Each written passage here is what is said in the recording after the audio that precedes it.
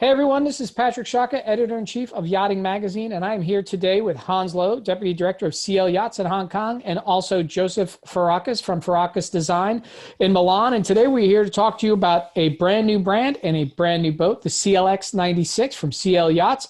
How you doing, Hans? How you doing, Joseph? Good to see you. Hey, Patrick, how you doing? Yeah, good to see you all. I know we're talking across multiple time zones here. So this is it's very cool. Technology is bringing us all together. So Hans, to you, for those who may not know, who is CL Yachts? CL Yachts is a brand that we developed not just to represent the luxury side of our business, but also to represent our authenticity. We wanted something that would represent our exceptional craftsmanship, our purity in design, and of course, our spirit of innovation. We're building boats for people who value exploration and the journey of life. So with all that in mind, we reached out to Joseph, who helped us develop this new brand. And as someone who's never been involved in yacht design, he was specifically chosen for his outsider's perspective, as someone who would be able to offer fresh eyes on our industry. Throughout this whole time that we were developing the brand, we were also developing CLX96. And this really is a boat that pushes the envelope of conventional boat building and elevates it to new realms. So Joseph, as Hans was saying, having this background in shipbuilding and rugged ocean-going vessels, how does the heritage of the yard's commercial commercial background tie into creating a yacht series that has a very modern look today, but then also points to where the CL Yachts brand is going to be going in the future? The opportunity to reimagine an entire brand, much less an entire boat in a holistic way, is really rare, especially for someone like myself who is coming from outside the industry. I've worked in a lot of different areas, and this was really any designer's dream, is to rethink yachting experiences and also yacht design. So as I learned afterwards, as Hans was saying, is that the parent company was going through this period of reconsideration. The idea to very bravely and boldly reach outside of the industry was very unusual, but I think also ultimately a very enlightened one. So really we started with not just understanding a lot of things about the history and heritage of the company so that we could integrate that in a very authentic way, but also trying to project and understand what do users want and what do very experienced yachts people who really love to sail, love to explore really, what do they want and what they're looking for in their yachting and in the future of yachting. Okay, everyone. And so without further ado, the CL Yachts CLX96.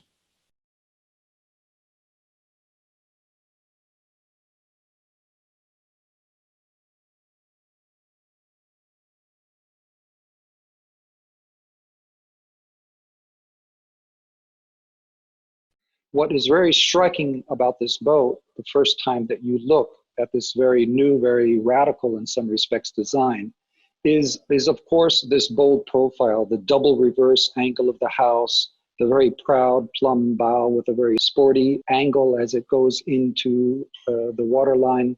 But this flybridge with this extended wing, as we called it, these are the kind of recognizable factors that are there not just to give a new icon or a new appearance, but is really following a very holistic philosophy of giving more space, but also more distinct, diverse spaces throughout the boat. So the space forward of the Sky Bridge pilot house, for example, which we're calling Terrazzo de Portuguese. This is an expansive space forward of the pilot house, which is really unusual in a yacht in any size, in any class, which is just one example of how we're offering not just more space, but also more distinct spaces throughout the boat. There's also this idea of bringing the outdoors in with expansive light, convertible, open and closable doors and windows, and even on the lower deck, which has very large windows for the full beam staterooms. There's this idea of always being connected to the outside. one of the things that strikes me about this boat is one of the things you referred to earlier, which is this kind of main deck superstructure with this kind of reversed angle. It almost looks like an inverted trapezoid, that is a lot of glass, which I guess is part of the, connecting the inside outside, creating a lot of sense of internal volume.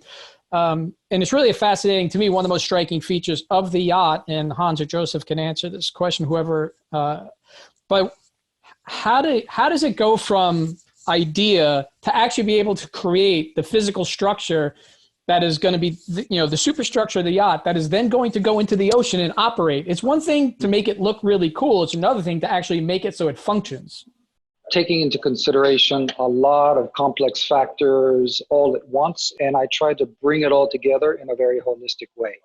The reverse house, or this trapezoidal form, as you were saying, first of all, the heritage of the shipyard that has a proud history of creating workboats. And the reverse angle windshield is a kind of a symbol or a strong functional element of classical workboats. But then we're combining it in a way that gives a very sleek, sporty overall appearance, especially with this iconic wing shape that tops it all off.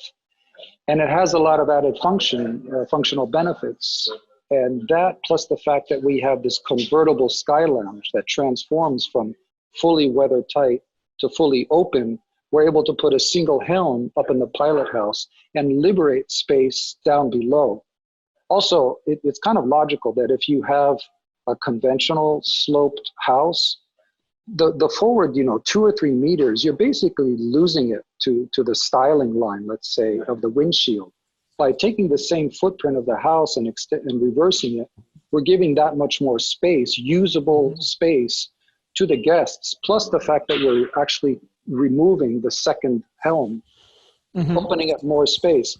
So I would dare say that all the choices, even the most things that people might think are iconic design, form, if not styling choices, everything has at least 2 or 3 reasons to exist. It's all that kind of thinking tied together in a kind of a new vision, an overall design that has to hold together in a very holistic way. So you had mentioned that you have all these very specific zones created on board to enjoy in multiple different ways. What are some of those zones, and what is their function? How do they function? Yeah, I would say there's 3 of the most striking, unique zones on this boat. The aforementioned zone immediately in front of the pilot house on the flybridge, which we're calling Terrazzo Portuguese, which is a nod and a wink to the classical Portuguese balcony on classical fishing boats. But we've taken that balcony and extended it into a terrace type element, hence the name Terrazzo Portuguese. So that is a completely new typology of space, let's say. Then, of course, in the forward main deck, it's very typical to have forward sun lounges. Because of the unique teardrop shape of the hull, if you're looking at it from above, the maximum beam is just at the forward point of the house. So the forward sun lounge starts off being one of the widest points of the boat, which is more than 23 feet full beam. So it's a very large space, and we've got this circular arrangement. On one configuration, it's flat, expansive, adjustable sunbeds. And then the whole thing converts into this cocktail lounge where people are sitting in the round, able to enjoy each other's company, much like sitting in a small piazza or courtyard, where there's a social dynamic created through this circular arrangement. The third one is the expansive transom or beach club, which has a convertible Z-lift platform for managing the tenders, but also any type of water toys, or a beach platform that lowers into the water for safe and easy access to the water. And are we storing those water toys and tenders just inside the transom garage? Is that where they're going? There is storage space just on the transom for smaller types of toys. But things like the tender and the jet ski would be stored on the transom area itself and managed with the Z-lift. Johan, you had mentioned earlier about, for people to, explore with their families and cruise. So From an accommodation standpoint, what are we looking at in terms of accommodations on the CLX96 for both owner, guest, and also crew? So we have 4 staterooms on board. The master stateroom is located at the bow, and the VIP is also going to be full beam as well. So they're very big staterooms, plenty of accommodation for everybody. All the bathrooms on this boat are going to be en suite, and we have generous crew quarters as well. How many crew can you carry on the boat? There's 2 cabins for crew. One is double, and the other's 2 bunks. So Joseph, Hans had mentioned about the accommodations spaces on this boat, and he also mentioned about the VIP also being full beam. But with the master, we had been talking, and you said this is more of a master suite than a master stateroom. So could you just give us a little bit of information about how this master stateroom is laid out? Yeah, well, the master stateroom, I think, is a very special space. Not only does it have its own entrance foyer, but again, because of the teardrop shape of the hull, it's located at the widest part of the ship, even though it's far forward in its own special area, which affords privacy. And then upon entrance, you see the full beam, expansive space, huge side-to-side windows. Looking forward, the forward bulkhead is completely transparent with frosted glass windows. On the other side is a very large ensuite head with his and her WC, his and her sinks, and a central shower, walk-in closets. And the whole thing comes together in this luminous, well-lit space that is really just, it has to be seen to be believed, I think. I think we'll look forward to seeing it. We've talked a lot about the multiple al fresco kind of zones that exist, but also internally, you had talked about bringing the outside inside and having this kind of seamless flow.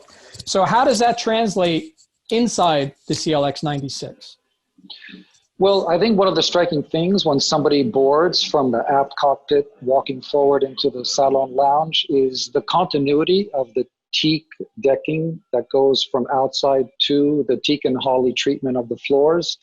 But then one looking up and looking forward and around will be struck with the huge port lights that allow 360-degree views, not just side to side, but from aft all the way forward to the forward view out the house. And then a little bit farther, midway of the salon, you'll see the formal dining area is complemented on the starboard side with large, generous trifold opening doors that transforms the formal dining experience into an alfresco possibility, with optional trifold doors on the port side as well, to complement the alfresco dining area on the flybridge. I know that we haven't actually done any sort of sea trawling with the boat yet, but what is the power in the boat, and what is the projected performance of the boat? So for engines, we're going to be using 2 Caterpillar C32s, 1900 horsepower. Right. We figure right now the top speed should be 27 knots, and if everything goes according to our calculations, cruise will be 22 knots at about 2,000 RPM. It's pretty impressive performance for, and as they're seeing the boat here today, it's a very shippy looking, rugged, ocean going boat. And that's some pretty solid performance when you take a look at how much yacht we're talking about pushing through water. Where are we at in terms of the build, in terms of projected launch dates and seeing this boat for the first time? The boat's coming along nicely. Everything's going according to plan. And right now we should be launching in the first quarter of 2021. Mm-hmm. And we plan to have this boat in the US for its official debut, FLIBS 2021. If you're going to be at FLIBS 2020, you can stop by the CL Yachts booth and get a virtual tour of the CLX96 and go even deeper than we've gone here today. And when you're ready to see her in person, the CLX96 will be debuting in FLIBS 2021. So Joseph, Hans, thank you very much for being with me today and giving all of us a look at the CLX96. Again, we hope you enjoyed the tour here today and for the first look. And as Hans said, boat is being worked on now, and we're going to see it stateside at FLIBS 2021. So stay tuned for more on CL Yachts and the CLX96. Thank you both very much. Appreciate your time.